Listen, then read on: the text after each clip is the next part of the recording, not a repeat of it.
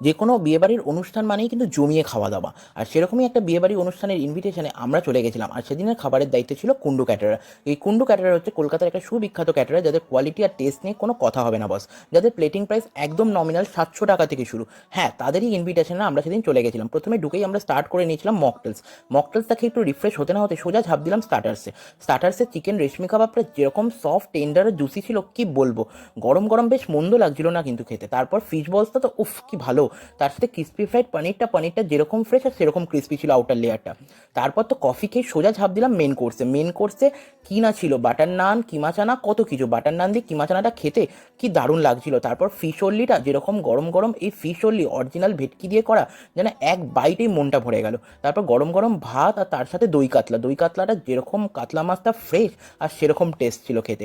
তারপর তো সেদিনের অ্যাট্রাকটিভ আইটেমসের মধ্যে হচ্ছে প্রধান আইটেম যেটা হচ্ছে মিষ্টি মিষ্টি পোলাও আর তার সাথে মাটন কষা। হ্যাঁ, মাটনটা যেরকম সফট টেন্ডার আর জুসি ছিল তোমাদের কি বলবো বস। তারপর তো শেষ পাতে বাঙালির মিষ্টি তো চাই। চাটনি, পাঁপড়, রসগোল্লা, সন্দেশ দিয়ে জমিয়ে মিষ্টি মুখ করলাম। তারপর তো এই গরমের জন্য আইডিয়াল শেষ পাতে আইসক্রিম মাস্ট। আইসক্রিম আর পান খেয়ে সেদিনের খাবার শেষ করলাম। তাই তোমাদেরও বলছি, তোমাদের বাড়ির যে কোনো কাজে তোমরা এই কুন্ডু ক্যাটারারকে চোখ বন্ধ করে বুক করতে